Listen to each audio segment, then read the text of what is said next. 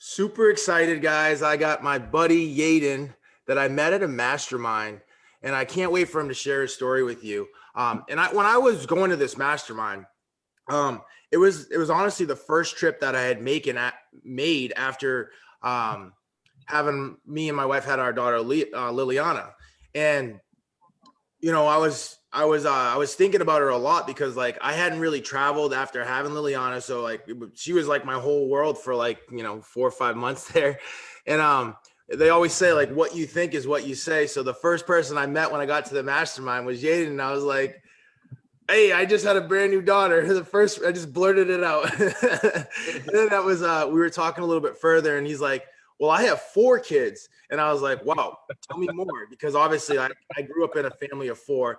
So I was super excited. And he's actually got his little daughter right in the back. Hi, Eleanor. How you doing? Yeah, she's super cute. But Yaedon, can you just walk us through like what's it like having 4 kids, being in real estate, where you're from? Just kind of introduce yourself real quick.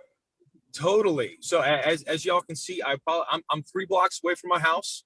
Once I'm in my driveway, then I'll be able to make eye contact with y'all. But as you can tell, being in real estate with children involves you're not always in the office, shall we say.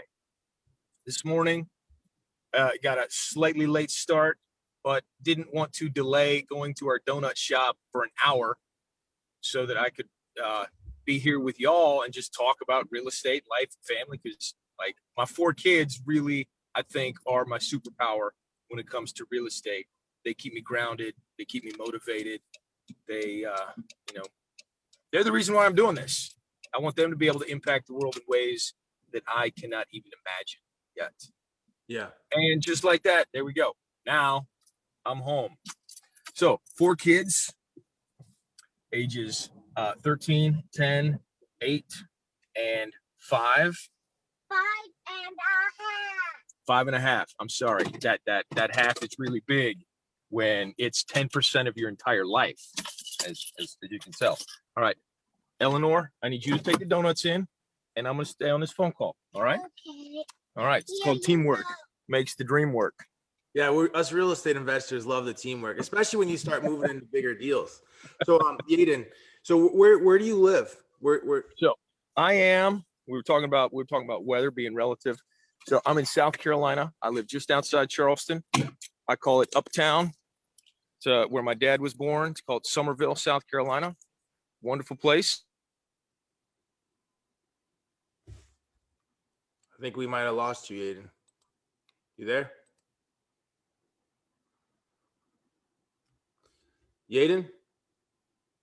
Uh-oh. I could see him talking, but I can't hear him. All right. Well, Yaedon will be back. Yeah, he's from South Carolina. He's got a bunch of donuts in his hand. He's got 4 kids. Oliver, you there? Yeah, now I can hear you. There we go. Sorry. Lost you there. My phone tried to grab onto the Wi-Fi. All right. I got it back. Yeah, I was going through your story and all the donuts you were getting. So I've been in South Carolina for 10 years. Before that, I worked in youth ministry in the city in El Paso, Texas, and Juarez, Mexico. So my background, not really in real estate, like most people who get into real estate investing, we come from something else.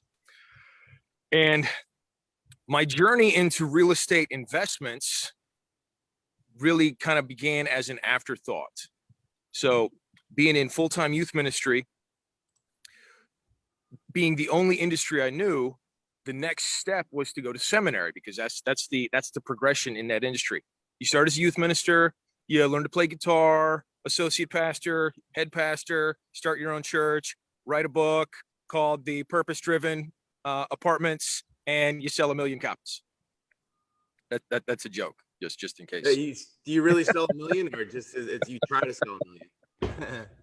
So I was on my way to going to full-time career ministry, and thankfully realized that wasn't the right path for us, and had to figure out how to pay bills. So I started working just as a health coach, helping people lose weight, and then had this aha moment of going into real estate. And I don't recommend this. I don't recommend this for people going into real estate investing full time. I really don't recommend this at all, but I jumped into a 100% commission-based career with no safety net and 3 kids. Jesus, you really ripped the Band-Aid off. So You know, what made you decide that that being a pastor wasn't going to be a good fit? Oh man, that is a really good question. And there were a couple reasons. One, I had really good mentors in ministry who gave me really good advice. And because I took 6 months off from the time I stopped working, and I've been in youth ministry for 10 years. So I took 6 months off. And one guy said, look, you kind of know you're called to ministry if when you take a break, you start to get antsy. Like, I need my hit. I need to go preach somewhere. I like, you have to get back to it. That never happened for me. And as I started thinking about it, I started thinking about the logistics of taking my entire family to wherever I would go to seminary for 3 years, and then uprooting them again to going wherever I would be working as an associate pastor or a pastor for that time frame. And that dream died. It just it got I don't want to say it died, but the calling wasn't really there. It was just, the next step in the only industry I've ever known is go to seminary. Got it. And who introduced you to that? Because I don't know. I just never really even considered that. So I didn't even know it was even. Nope. I was really that's an excellent question. So I was homeschooled. We'll go way back. I was homeschooled. It was the goodest thing that ever happened to me. Just ask my mom. No, really. I loved being homeschooled, but I was never planning to go to college, planning to come home to Somerville after I worked on the mission field for a year, serving Jesus and kind of helping advance the kingdom of God that way. And then I got involved in a youth ministry training program with a local church that ended up paying my way through college. And that turned into the industry I was in right out of college. So I was there for 10 years. It was my career path. And then it just wasn't. It's like, this is not the right, I'm just viewing it as a career path, not as a ministerial calling. And fortunately, I'm very grateful that we figured that out, because it's like, you don't want to graduate medical school and realize you can't stand the sight of blood. That's not when you want to figure that out. You want to figure that out ahead of time. Yeah, that's a good one. That's a good one there. So youth ministry faded. I had to make a living. I was just doing some hustling. And then I was talking with my little brother, who's 10 years younger than I am. And he was going to go into real estate. And it was kind of this epiphany of real estate. I mean, I'm hustling for health coaching clients right now. I could probably hustle for real estate clients and, make a little bit more money and improve my life. So I jumped in, no net, made 18 grand my first year. So I was 3 kids. I was crushing it. I was that with 3 kids. Well, fortunately, you can literally pay for everything except I couldn't figure out how to pay for my mortgage with my credit cards, but literally everything else. Like, thank God for USAA. I had like 6% interest rates on my credit cards of $20,000 each, and just like everything, making minimum payments the entire year. And then everything kind of started to break loose my second year. And, it's real estate. It's one of those things where it's like you're either making money or you're broke. Like, right. It's like you're either a starving actor or you're actually making a lot of money. It's like, it does no good to say, the average real estate agent here makes $80,000 a year. It's like, okay, I know what that means. That means somebody's making 20 and somebody's making 100, whatever the other number is, 140. Like, it's not like both of them are making 80. But I started making it in real estate, and then I really got burned out over the years from the transactional nature of real estate. And I'd started my own brokerage. I was thinking like, maybe I will start my own brokerage and have other agents come work for me. I'll have the better split, or I'll have the better resources, or whatever it is, whatever agents jump ship for. But that I didn't want to do that. Way too much work, way too much responsibility, way too much liability. And just the very transactional nature of real estate really starts to wear, because you're not a CEO. You're just a high paid freelancer. You don't own a book of business that's worth anything to anybody. You don't own a company. There's no market value. You're just a high paid freelancer getting paid, you know, whatever the commissions are in that market. Maybe it's $6,000 a pop, maybe it's $20,000 a pop. Just, I mean, your commissions are tied to the price of real estate. And as soon as somebody moves to Montana, because I helped them sell their house, like, that's it. They're not a long-term client. Well, I never, that's really true. I never really even thought about like the agent business being like that, but you're right. You're just basically a high paid freelancer. All you are is a high paid Unless you freelancer. create The brokers are all like, "Oh no, you're the CEO of you got to run it like a business, show up to work." And you're like, dude, that's not a business. That's a job. Yeah. Like, I don't have a business. You could set up like a system where, like, you had other people that were doing more of the contract, all of the. Oh, yeah. And there are agents in the country who have done that, like the mega agents with monster teams. In our market, there's a guy named Jeff Cook, and I'm sure there's a guy in all y'all's markets. It's the same guy who had his face, or the same gal who had her face on the billboard. Buy houses guaranteed. They build out a monster team, and there are ways to legit turn it into a business. But the other problem with being a realtor is, how much trust in the marketplace do realtors have? Not much. Slightly above car sales. Like, everyone has had a terrible experience with some real estate agent somewhere where they felt lied to or felt deceived. And it's just, for those reasons, I wasn't interested in doing that long term. So I partnered up with my cousin Jennings, who his background is kind of where you are, Oliver, with construction. He was building custom homes in this marketplace, and just the transactional nature is starting to grind. I mean, when you're a high paid freelancer, you're always looking for clients, and you're always trying to figure out how you can be more efficient and make more. It's like more money per client is how you increase your revenue, because you can only have so many clients. So what that means is, like, you're looking for you're trying to sell, instead of selling a $200,000 home, you're now trying to sell a $500,000 home or $1 million home, so you can make exactly trying to find more high dollar clients. And the other thing with real estate agenting is, literally everyone I know had a dollar sign on their back, because that's what you're taught. Like, you start with your friends and family, like, you build relationships. And I'm not knocking anybody who's in real estate. Don't hear me. Yeah, because I was going to say, my wife really tried to do things differently. I really tried to do things differently. But at the end of the day, it's like, I had some good friends. I'm like, "Oh man, you sold your house and you just sold it by yourself instead of letting me help. You went for sale by owner, or you went new construction, bought new construction, and you didn't call me." Like, all those things that kept happening where people I thought were going to work with me didn't. I'm like, this is not fun anymore. Yeah. So then what was the transition like in the multifamily? Because you were talking about the transactional nature of being in it. I know there was a transition period, and then there's multifamily. So what's that transition period? Okay, here's the transition period. I had to start thinking bigger, but it was stepping stones. What I've heard a lot of folks say for multifamily is, like, you got to go really big to go into multifamily, because that's easy. I'm telling you right now, it's not easy. We're closing 2 deals right now, 115 units on one, 86 units on the other, and it is hard work to get these deals across finish lines.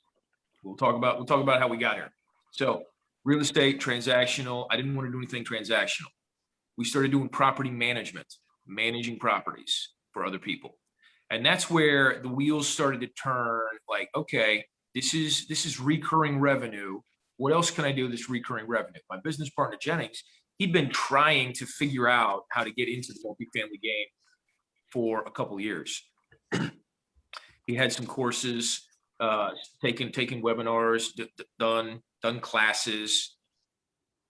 And y'all, if y'all multifamily, y'all probably heard of guys like Michael Blanc, Tim Bratz, Rod Cleef, a couple other names out there. But Jennings had me go through Michael Blanc's material, just kind of, the ultimate guide to apartment investing.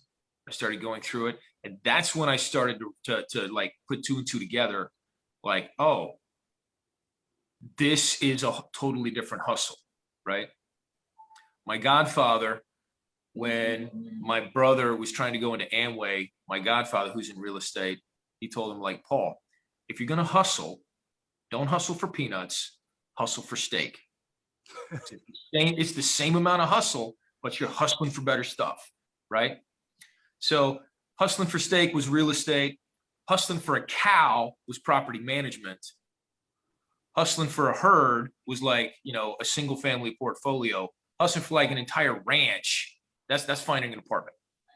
Boom. I love that analogy. Like, that's awesome. If I'm a hustle, it's like I'm hustling for ranches now. I'm hustling to go after like ranches. I'm not hustling for steak. I'm hustling for the organization that makes the steak on the back end. And so we started from the property management side. Here's the thing. We had significant levels of trust in our circles because we both had strong track records of success in real estate, hustling as an entrepreneur on my side, Jennings on his side with custom home buildings. We had very strong reputations in our circles, and it made the transition from it's a 0 to 1. It's like it wasn't really a transition for us. It was a launch. It was a jump. It's like, we're not doing any of this right now, and we're going to start. Yeah. So you already had the know, like, and trust because you were in real estate already, and like people already knew you for being a real estate person. So like going into multifamily was just the next elevation of like who you were and what you were doing. Yeah, and even before real estate, I had hustled for several years helping people lose weight as a health coach, and just the hustle and the networking and relationship building, all of those, all the lunches and coffees and chamber events, all of those things, you just show up consistently enough and do what you say you're going to do in life, and that's how you build credibility. And you've used the word hustle a couple of different times, so I need your definition of hustle because that's a really good question, Oliver, because such a cliched word. It's like, oh, you got to hustle, you got to grind, you got to, rah, rah, rah, rah. You're not waking up at 4 a.m. Oh man, you need to download the Rocks app and see when he wakes up, and then when and then you can just feel worse about yourself. So hustle. I'm going to define hustle as real simple. It is initiative with a purpose of generating revenue. All right, you just said another big word. You're overcomplicating it for me, so I know what's initiative mean. Okay, initiative, doing the right thing without being told. Ooh, there you go. I like that. So or you showing up every day without someone being there to tell you to show up. Doing what needs to be done without being told, right? Wow, that's good. That's really good, actually. Because think about it. Like when you launch something, if you don't have the internal drive to get up and be at the 7:30 networking meeting, or go to the chamber after hours event, or pick up the phone and just cold call commercial brokers, for example. If you don't have that, no one's looking over your shoulder saying, hey, it's 9 o'clock, time to get to work. Here's your list, start dialing. There's nobody doing that. Yeah. If you don't have that internal push to get stuff done and initiative, doing what needs to be done without anybody telling you, hustle, doing that with the purpose of generating revenue, really, it's just a matter of time. Because, I've had too many stories. Now, at the same time, like, this stuff is not guaranteed. My dad, he tells me, because on our videos that we do in our Facebook group, really, I really think real estate is a great equalizer. Anyone has the possibility of doing this. Then my dad's like, Yaedon, I know you guys say anyone, but you know that that's not like, not really anyone can do this. It takes a specific skill set for someone to actually do this. I'm like, yes, So Dad. what is that skill set? What does that skill set look like? And that's the thing. The point is the skill set, if somebody wants to learn a skill set, they can, because it starts with that first step is initiative. It's like, if you can get up, set your own schedule, follow your schedule, and prioritize things that will push you in the direction of achieving your goal. And we're talking specifically about apartments in this group. Like, hey, if you're doing actions every day to push you forward to your goal of, you know, GPing, partnering, owning apartments, if you're taking the steps every day, it is just a matter of time. Is it guaranteed? No. Might it take 20 years? It could take 20 years. Might it take 2 months? It could take 2 months. Yeah. It will happen. It's just, there's no guarantee when it's going to happen. Love that. Love that. So let's jump into your first multifamily deal. What did that look like? So first multifamily deal, the first multifamily deal, and guys, I know it's not guaranteed, you know, results not guaranteed. Your mileage may vary type thing, right? Just thinking about the timeline where if you put in the work, it will happen. You know, Oliver, I think, you remember Chad Kavanaugh, he worked a year, deal after deal after deal fell apart.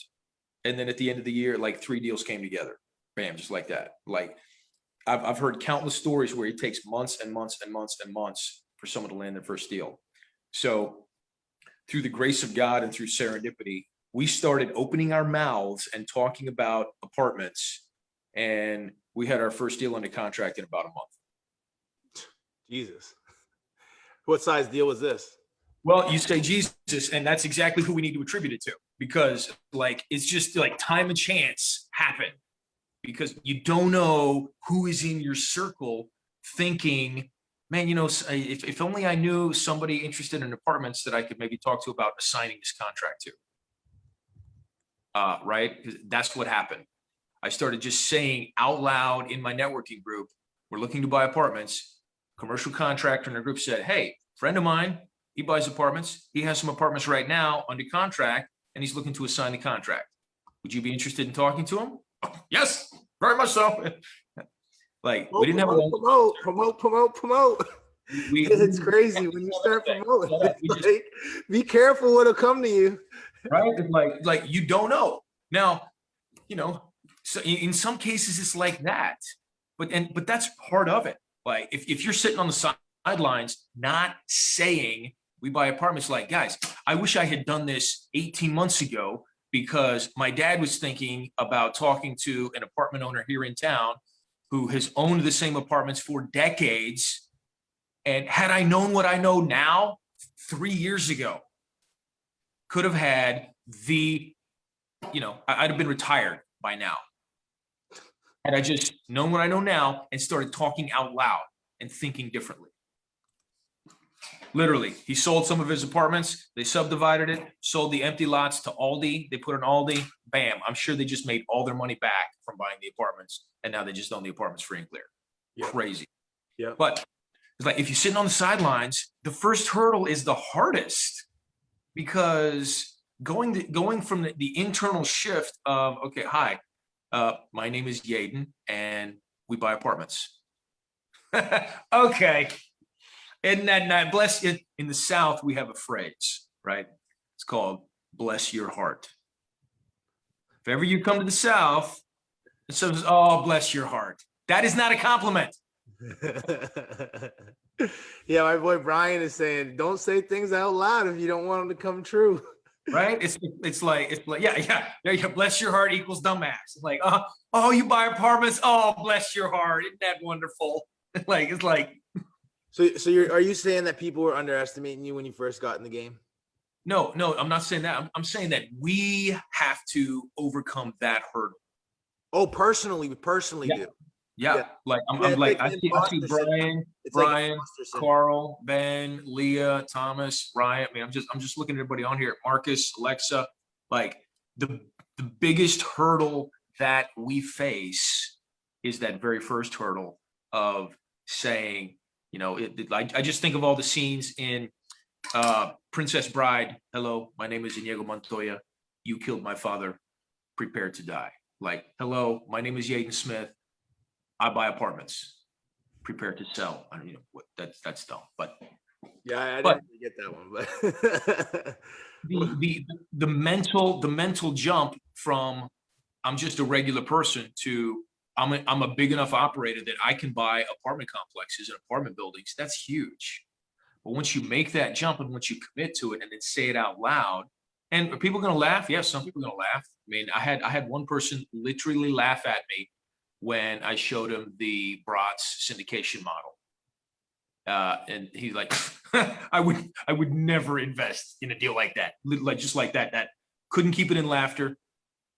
And he really wants to buy the apartment complex that we own next to his now. So you got to saying it out loud. That's the first thing. You got to start saying it out loud. When you start saying it out loud, you start thinking through. You just your brain expands from I could not do that to how could I do that? Who do I know that could help me do that? And that's what happened. So nitty gritty stuff. Our first deal. This was an 18-unit complex. We got the contract assigned to us. $740,000 purchase price. We gave away 5% equity to the guy who had the deal. He kept 5% equity and you know, for nothing, for signing a piece of paper and giving it to us. $200,000 renovation. And we took the rent roll from $9,000 a month to $16,000 a month. This was a complex literally built by the owner's dad. Like they built it, you know, kind of piecemeal, put it together. We actually found unused space that we were able to convert into a 19th unit. So 19 units out there, and we syndicated this deal. And I need to talk about how the syndication happened. Well, This is another. one second. So can you explain what syndication means? Sure. So syndication, you'll hear that word floating around a lot. It's real simple. It's a group of people to get together to buy a piece of real estate. That's it. It's like it's a group of people. Now, in the syndication world, what it breaks down to is you have a group on one side that's the general partnership, and you have a group on the other side, the limited partnership. And they form an LLC, and they go in to purchase the real estate together. For our firm, the general partnership takes on all the liability, signs on the loan, guarantees the loan, manages the asset, manages the construction, does all the work. The limited partnership, that side, they bring the cash to the table. They're the private investors. They're the folks that we call, say, hey, we have an opportunity. Here's what the returns are looking like. Would you like a share? And they buy shares in the syndication deal. So that's and the percentages vary depending on the deal and depending on the returns. We try and target around 20% returns for our investors. So we give away as much equity as we have to give away in the deal to make that happen. Sometimes it's more than others. Sometimes it's not. Sometimes it's not. On this deal, we had investors. The investor piece was 10% of the deal. The general partnership was the rest. So 10%? This was 10%. Wow. Yeah. I actually thought it was 20. But when I just did our first distribution from after refinance, and I was doing the breakdown, I'm like, oh my gosh, our investors, they really only have 5%. There's 10. We have two investors, and each one has 5% of the deal. That was to get them the 20% return. Yeah. Yeah. That's per year. Yeah. The annualized average return is going to be 20%. Got it. But did you guys bring money to the table too? Not a penny. Okay. Wow. Not a penny. Good. So right now, Jennings and I have $15,000 in one of our 10 deals. But the reason I have $15,000 in the deal is because when we closed, the numbers changed in the last 30 days from closing, and we had to bring an extra about $200,000 to the table. So all the members of the general partnership had to chip in their pro rata shares, so we could have $100,000 in the bank to prime the pump for renovations and operating costs. Got it. Well, that's one of the things that I love about real estate is because you need two things to get into real estate. You need time and you need money. What did you bring to the table? It sounds like you brought in a lot of the time and a lot of the hustle that it takes to get into real estate, and you found people that had the money, and then you married those two together, and all of a sudden you're operating, managing, getting cash flow, increasing your net worth through real estate, right? Yeah, you're exactly right, Oliver. Like you don't need six figures in your bank to get started. Will it help? It will definitely help, and we should talk. But you don't need six figures in your bank to get started. Everyone is always asking, how can I get started? Well, actually, yeah, I'm going to take this time because we have a Facebook group, and my cousin Jennings and I were actually building out an educational course that we're releasing next month in April. Kind of, everything that we do. Here's how you get started in multifamily real estate. So I can't get into everything in a meetup call, but I can say is like the way in is money. The way into this industry, the fastest way is with money. If you find a deal, that oftentimes is not as fast as finding money. And I'll tell you why. People are like, I'm sure you've heard it somewhere like, oh man, if you find a deal, I'll help you find money. It's like money is not hard to find if you have a deal. And they're not wrong. The problem is finding a legitimate deal and having it match what someone else thinks is a deal. And I'm going to use real life experience for that, because our first deal we closed with a loan sponsor that we met at one of these conferences. We met him actually at Tim Brotz's Commercial Empire.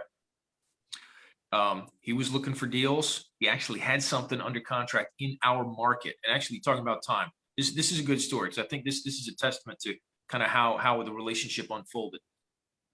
So our loan sponsor, Nick, had a mobile home park under contract right outside Charleston, and he was looking for boots on the ground to help him figure things out.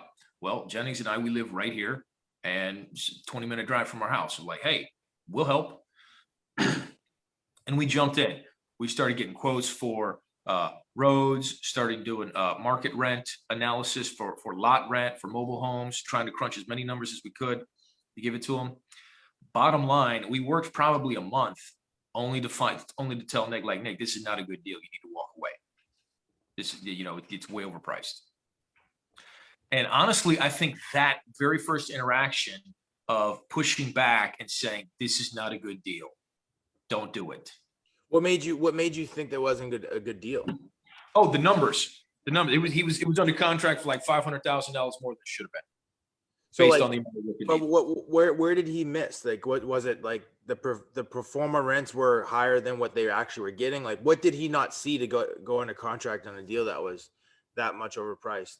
Well, in this particular, and I don't want to throw Nick under the bus like he didn't know what he was doing, but because he does, he's a super sharp guy. But this was I don't know where he found the deal. It had been under contract for a while. Like, there was no pressure to actually get anything done. He's like, yeah, I have this deal under contract. Ben, talking with the seller for a while. We have it under contract. I think it might work. He just really hadn't done the due diligence yet to figure it out. He would have. There's no doubt. He would have figured out this is a bad deal. Just having someone else, us trading time so that he didn't have to do the work. That's how we were going to get in on the deal. Got it. So when we were able to put, it's like, hey, this is not a good deal. We've analyzed it, and we don't think it's a good deal because it's going to cost too much to get it to where you want it to go. I think that really kind of set it up. So when we brought a deal to him, that first 18 unit in just outside town, he was like, oh, these guys didn't try and force a deal that they thought was bad that I had under contract. So let me take a look at it. And from there, that's how we got our first deal done. Sorry, our speakers. And then the second deal, the 63 units we have just in another part of town. That deal, we tried to syndicate it with Tim Brotz. Tim Brotz, he runs the mastermind that Oliver and I are in. But we couldn't come to terms on price with Tim's group and the seller. We were off by $200,000. So we kind of gave up on it. But like, this is not going to work. And then when Nick and his group were down checking out the one we already had under contract, they're like, oh, well, we've heard about this other one. Let's take a look at it. They looked at it like, this fits our numbers. We can do it. So, and this is where I was going with this. Like, if finding a deal is harder because sponsors and operators have very strict requirements for what they're looking for. And I mean, let's see, I'm just gonna tag some random person here. Okay, let's see. Don Douglas. Yeah. Don Douglas sends me an email this afternoon, like, Yaedon, hey, I heard you on the meetup and I got a deal. No, I don't mean any disrespect, Don. Probably if Oliver did this to me, I would send like, Oliver, appreciate you, man. Thank you so much for having me. But now I have 2.5 hours of work to analyze everything you have to see if it's actually a deal. Right? Because I don't know exactly what Oliver knows when it comes to analyzing stuff. I'm going to have to double check everything. But I'll tell you what, Oliver calls me and was like, Yaedon, hey, on the meetup today, loved it, so grateful. I got 5 people who have $100,000 checks ready to invest in something. Like, suddenly I'm like, oh, Oliver, hey, we should definitely have coffee next week, right? Because I don't have to double check if Oliver knows how to analyze if somebody has $100,000 to invest in a deal. That's easy. I have to double check if Oliver knows. It's like, well, what website did you use to get the population of the city? How are you getting the rent comps? How are you analyzing the per door price? What are you using as your debt coverage service ratio? What's your T12 look like? Did you take this into consideration, that into consideration, carrying costs, all this stuff? Oliver's just giving me 3 hours of work, which could turn into something. But if it doesn't turn into something, I'm probably not going to analyze the next thing Oliver sends me. Like, dude, I can't spend 3 hours every time you email me something. Yeah. None of it's working.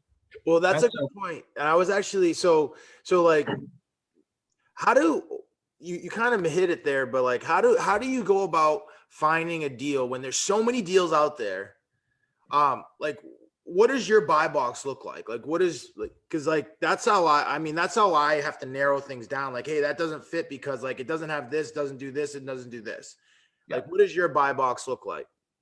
So that one thing that I love about apartments and multifamily stuff is that there are so many things that we can tweak that, you know, it's like, oh, this doesn't fit, but if we shuffle this over here, suddenly it does. So I'm always hesitant to give hard and fast buy box numbers, but here's what we look for. All right. Well, or you don't even need to share that then. So like, but are you in agreement that you do need to have some sort of a buy box or like? No, and these metrics, these are simple stuff that, you know, I didn't know this stuff when I first got started. So it's valuable to understand.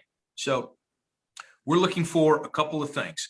We're looking for the rent to price percentage, rent to price per door percentage needs to be 1.5. And here's what that means in real numbers, right? If our price per door all in is $50,000, we're looking to get $750 a month in rent. 750 is 1.5% of 50,000, right? So if we can get that 1.5 on that metric, it's like, okay, that checks one of the boxes for sure. If we're looking at it and based on a projected NOI, we can get a price of X, let's just say $1 million. I'm gonna use easy to understand numbers. If I know that the after repair stabilized value of a property is gonna be $1 million, then my maximum all-in price is gonna be around 750,000 of purchase, renovation, carry, because I need that. I'm sorry to interrupt you. Quick question. The way you got your price per door, did you just take the total building value and divide it by the number of doors on that unit? So let's say 20 units. Exactly. Okay, cool. Thanks. Yeah. So and so here I'll use real numbers on the Pinopolis deal. We are all in for we're all in for just about $1 million, right? We're all in for $1 million. And I don't have a calculator here because I'm on my phone. I do. Okay, so we're all in for $1 million. Divide $1 million by 18. So that's 55,500 a door. 55,500 a door. Our average rent at Pinopolis is $800 a month. Yeah. Right. So that hits that. Now, if it's at like 1.4, 1 point, you know, if it's close, then yeah, that's like, as long as some other stuff works, we're good. But if it's 1.5, it's like, we're definitely moving forward, looking at it some more. Yeah, but Yaedon, I think we also got to preface this with like, you got to tell them where you specifically invest in, like the states, because like those numbers don't work everywhere. You know what I mean? Like, That's true. That's true. Those numbers don't work everywhere. So let's talk about geography. The places we look are kind of the South, and the South I'm going to use as, the Atlantic and the Gulf type area. So basically from where Oliver is, Virginia, come down to South, Florida, around the Horn, Alabama, Mississippi, Louisiana, Texas. We have something in Oklahoma. So that corridor, the South Midwest, not the far Southwest. That's. I was gonna say, like, you're not gonna find an $800 rent here in DC, or I mean, even Virginia, it's really tough. You got to go to Southern Virginia, but like, yeah, that's where it kind of starts to get to that $1,000 a month rents when you go to Virginia, North Carolina, South Carolina, Florida, then over towards west, towards Alabama, Mississippi, all that stuff, Texas. Oliver, are you saying Oliver, are you saying that you still can't use that 1.5 percentage? Like the numbers will be different, yeah, but can you not use that as like a baseline? Yeah, like, so here in DC, you're not going to get that. You know what I mean? Like DC is more of a capital appreciation market. So like, here in DC, you might be paying like $600,000 a unit, and you're not going to get $8,000 a month in rent for that unit. You might get, $4,000 a month. So it's like it's almost like a 0.5%, 0.05%. And Oliver's exactly right. It is going to be different in different markets because of the cap rates. Yeah. The cap rates in downtown Charleston are going to be lower than the cap rates just outside the city. So the rent metrics are going to, but there you go. I mean, if we can't hit the 1.5 metric, then it's like we're not looking in the right place. Love that. I love that. Those are not areas. That's that one metric right there, Yaedon. That one metric, and then your other metric what was the NOI one? And then so we take the projected NOI. Yep. And basically using whatever the market cap rate is in that market. So our all-in basis cannot be above 75% under any circumstances. Right. So if we're all in it for let's see, $1.5 million, then it has to have a stabilized value of $2 million. Got it. And when you mean by all in, meaning like the purchase price plus all construction, that's all in $1.5 million. Construction, anything we have to raise, all of that. Then the after repair value needs to be $2 million. And the reason why Yaedon wants to do that is because he is sensitive to a potential shift in the market. And if there is a shift in the market, he wants to still be protected. He wants his investors to be protected so that they don't get wiped out with any shifts in the market. So I love that, Yaedon. But I don't want to get too deep into the numbers. I mean, this is a 1 hour meeting. We're not gonna. I could get real if you want real deep in the numbers. Oh, so guys, if you're on Facebook, we go deep into specific numbers. Our Facebook grows right here, right there. My first million in multifamily. I forgot. I'm sitting in front of our big thing. Find us on Facebook. A really good guy too. So like, find that on Facebook. My first million in multifamily. My first million in multifamily. We're interviewing Oliver, not this week, but a week coming soon. Oliver's going to be the guest on one of our interviews. And so here's the thing, right? Coming from the South, coming from youth ministry, I have preached many sermons. I've preached a lot of sermons. I've listened to a lot of sermons. And one of the best sermons I ever heard was actually preached by Tim Bratz at the Commercial Empire. And I just love this story, and it just blew my mind. I'm like, what? No, that can't be right. I've heard this so many times. That's not what happened. But then I read it, and I've read the entire Bible, for better, for worse. I've read the whole thing, everything. And here's the story, right? The story of David and Goliath. David was a shepherd boy in Israel way back in the day, young teenage boy. He was the youngest in his family. Being the youngest in your family in that era, you were last for everything. You didn't have hardly any inheritance. You didn't get picked first for any of the teams. The brothers were mad at you because you're just another mouth to feed. Well, David, he's the shepherd, and he's taking care of the sheep. Sheep are stupid dumb, by the way. So dumb. Sheep are so dumb. Hard work taking care of sheep. So David hears that his brothers are going off to war to fight the Philistines. And his father's like, hey, I need you to take this food to your brothers so they can have food. So David's taking his food to his brothers. Back then, there weren't, a bow was their long distance weapon. So you can imagine the armies are maybe a couple football fields apart from each other, right? It's not like you can't see the thousands of enemies sitting across the field. And Goliath was, like 8 or 9 feet tall, right? So Shaq would come up to this dude's shoulders. Shaq would be small, relatively. So Goliath is coming out from the Philistines and taunting the Israelites, talking smack about their religion, talking smack about their God. And David shows up, and first he's like, guys, what's going on here? Who's this joker, talking crap about all this? And they're like, well, yeah, that's Goliath. The king, he said anybody who can defeat Goliath, get to marry one of his daughters, his weight in gold, also no taxes. And David's like, I'm sorry, say what? Literally, he paused. Now, obviously, this is a very old story. It might not have happened exactly this way, but this is what's written down when I checked it. So I know it's there. He's like, I'm sorry, what did the king say? What happened to the man who goes and fights this guy? And they're like, oh yeah, weight in gold, married a king's daughter, and no taxes. He's like, hang on. That was the moment when David decided he was going to fight Goliath. I don't know how many sermons I've heard where David went out for the glory of God and to, show that God was in control and God was going to protect Israel. But when you read it, and I read it to double check, so I know it's there. It's like, that's not what he actually said at first. He said, wait, what is the king going to give to somebody who goes and fights this guy?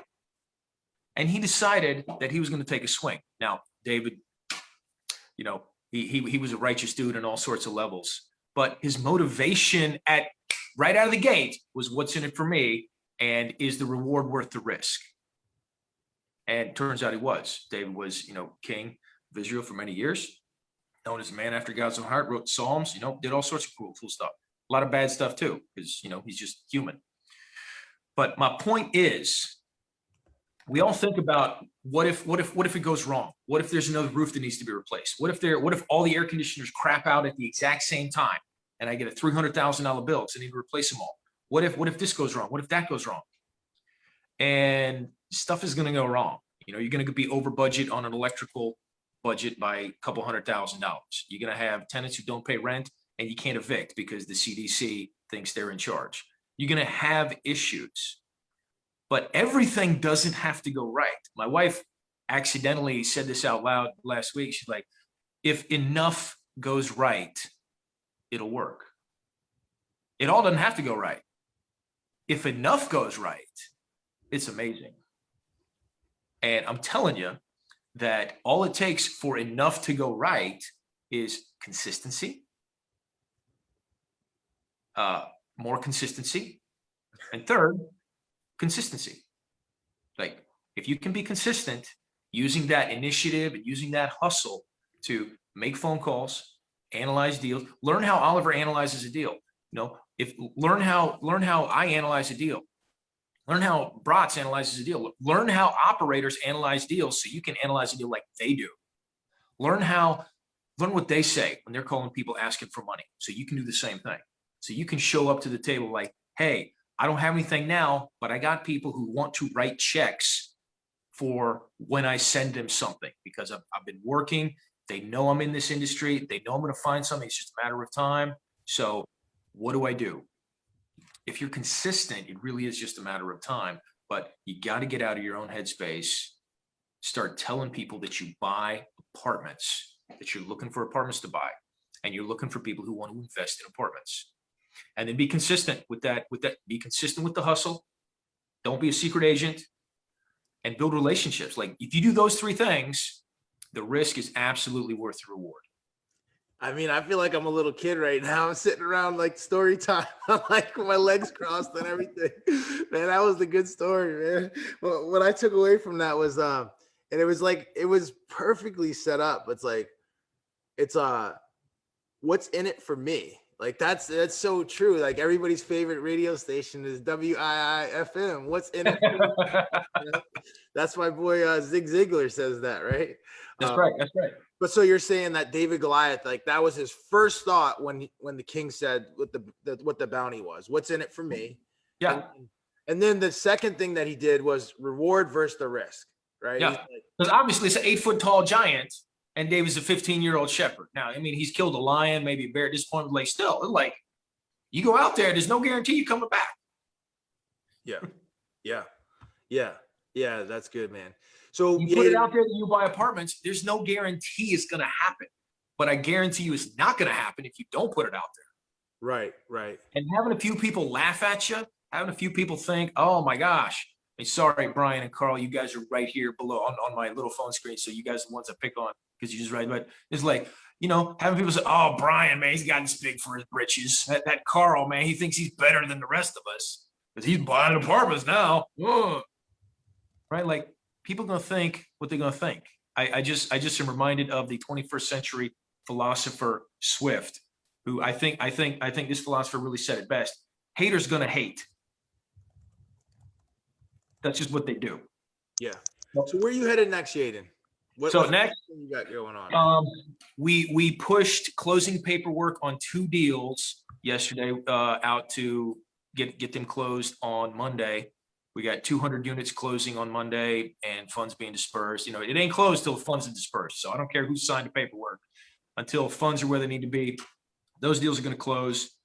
We're going to finish building out my first $1 million in multifamily online education course, because there's a lot of information out there, and you know, we want to share the stories and the lessons we've learned for people who want to get started. You know, we want to pay it forward and pay back and give other people the opportunity like we've had to learn what we've learned and you know, generate that own initiative and that own hustle so they can change their lives. We're working on that. Our goal this year is 1,000 doors, so 200 on Monday. That's just, you know, it's just a matter of time. Analyze the deal. 200 on Monday, like that's not something just to skip past. That's awesome, dude.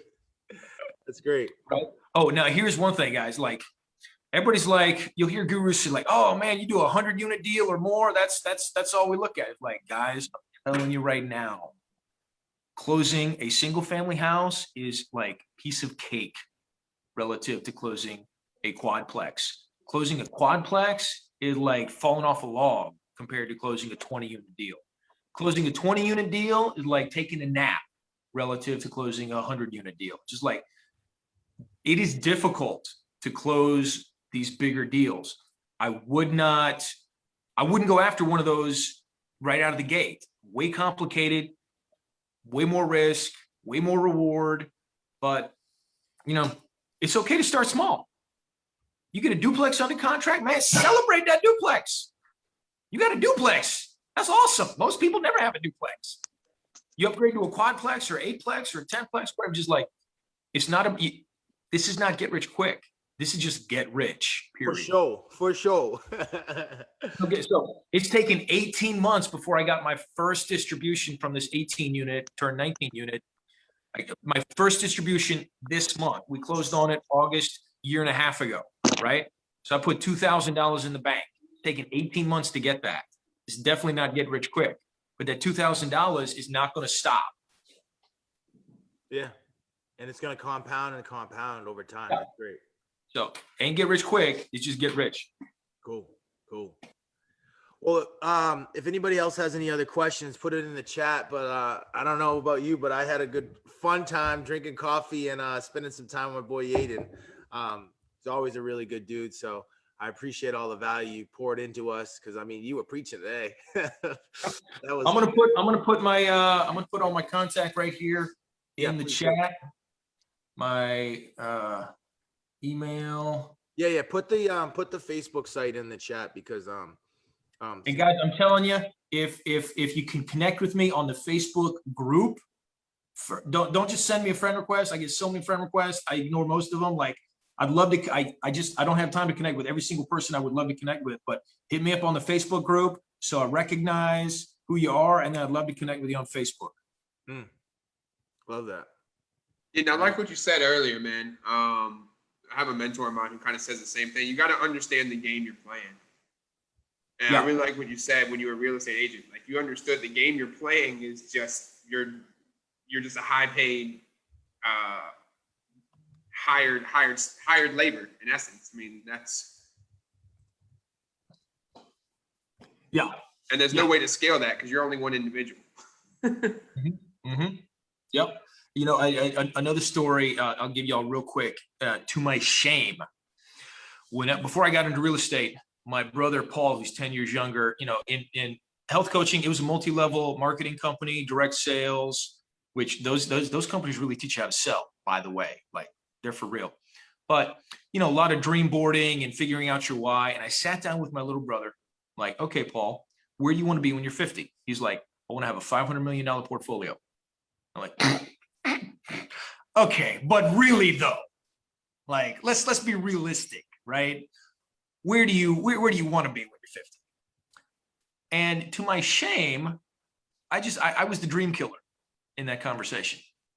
And unfortunately, the reason I was the dream killer is because I didn't know of a vehicle that could get my brother to that dream.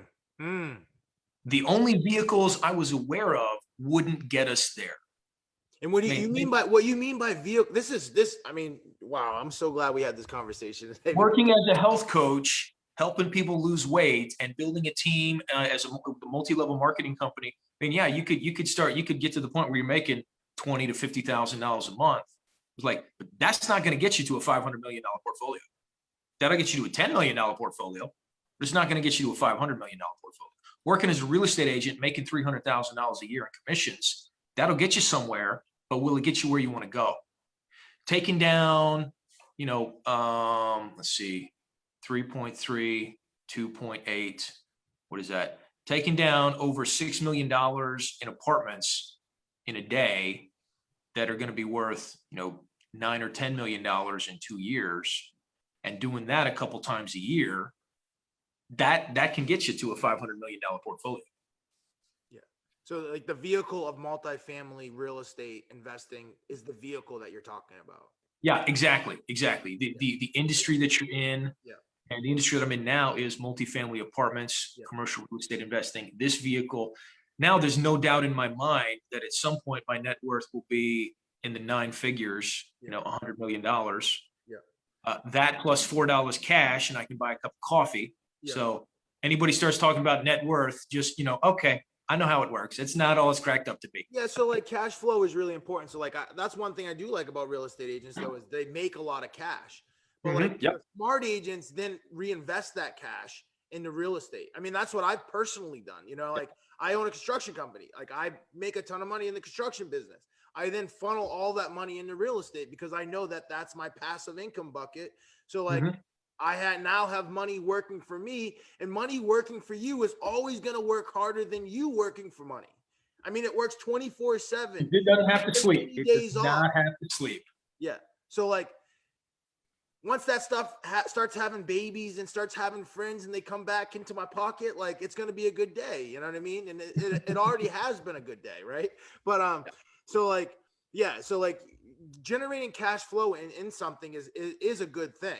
You just need to have discipline on where you then invest that money, or are you just spending that money, right? So it's like, are you investing it or are you spending it? And then if you are investing it, where are you investing it? Are you investing it in a vehicle that is going to get you where you want to be? Or are you investing it in something that is very highly volatile and it's not really getting you where you want to be, right? Yeah, totally. Cool. Yaedon, I appreciate you, brother. Thank you so much. Very, very, I'm honored to participate with this today. Yeah. Coffee and Yaedon. That's a good day. I used to tell people, man, I used to like on Saturday mornings would be my real estate time. I'd be getting in front of my computer and be by myself looking at real estate. And now I like have some of my best friends looking at real estate, talking about real estate on a Saturday morning. I'm like in my glory. I never thought this was possible until I actually took action and started creating the environment for it to be possible. So you just help fulfill that dream of mine. So if I can help you guys, hit me up in the Facebook group, shoot me an email. Have a fantastic weekend. All right, everybody, appreciate you, Ryan, Brian, Ben. Who else we got? Carl, Don, Leah, James, D, Lily, Melissa, Martine, Mark, Marcus, Anthony, and I think that's Ayana, and obviously you, Yaedon. Appreciate you, brother. Have a great rest of your day, all right? Thanks, guys. All right, sounds good. All right, bye-bye. Hey there, I hope you enjoyed the video. If you did, please click subscribe down below and give me a thumbs up. You can reach out to me on Instagram or Facebook at Oliver Fernandez 3. I have new videos just like this one dropping every week. So drop a comment down below and let me know what you want to hear next. Until then, keep growing and keep learning. Just do it.